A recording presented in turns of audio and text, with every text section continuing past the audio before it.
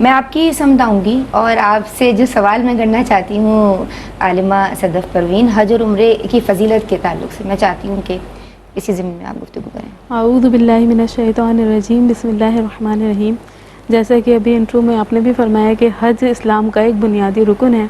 اسی طرح جو عمرہ ہے اس کے بھی بہت فضائل ہیں، یہ بھی ایک باقاعدہ عبادت ہے اسلام میں۔ جی، تو اب حج اور عمرہ دونوں کی جو فضائل ہیں احادیث میں بے شمار بیان کیے گئے ہیں۔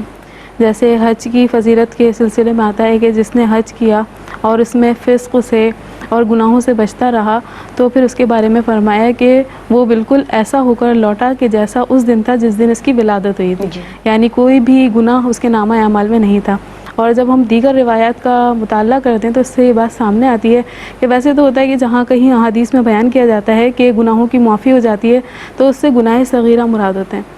لیکن یہ جو حج ہے ایک ایسی عبادت ہے کہ جب بندہ میدان عرفات میں ہوتا ہے تو وہاں حقوق اللہ کی معافی ہو جاتی ہے، اور جب سبحان میدان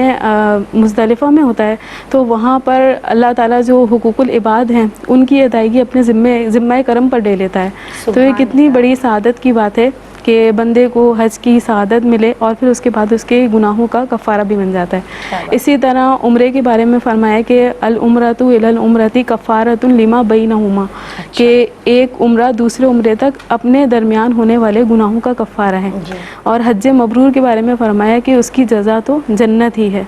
اور ایک روایت میں اس طرح بھی آتا ہے کہ جیسے دیگر جو ہم دیکھتے ہیں شفاعت کا جب سلسلہ شروع ہوگا تو انبیاء کرام بھی شفاعت کر رہے ہیں اور دیگر یعنی جو لوگ ہیں وہ بھی شفاعت کریں گے۔ حاجی کے بارے میں خاص طور پہ آتا ہے کہ نبی کریم صلی اللہ علیہ وسلم صلی بنفس اللہ نفیس اس علیہ کی وسلم۔ شفاعت فرمائیں گے۔ تو یہ کتنی بڑی سعادت کی بات ہے۔ اسی طرح جب ہم دیکھتے ہیں کہ جو حج ہے اور عمرہ ہے یہ مالی اور جسمانی دونوں طرح کی عبادت کا نام ہے، جی، لیکن اس کے باوجود اگر کوئی پے در پہ حج اور عمرہ کرے تو اس کے بارے میں حدیث مبارکہ میں ہمیں یہ ملتا ہے کہ یہ جو پے در پہ حج کرنا ہے، عمرہ کرنا ہے، اس کی محتاجی کو دور کر دیتا ہے اور گناہوں کو بھی اس سے دور کر دیتا ہے، جیسے کہ لوہے میں بھٹی جو ہے لوہے کے زنگ کو دور کر دیتی ہے، تو صحیح۔ حج اور عمرہ جس کی استطاعت ہے اسے کثرت سے کرتے رہنا چاہیے کیونکہ یہ بہت بڑی سعادت کی بات ہے۔ ماشاء اللہ، خوش رہیے۔ کیا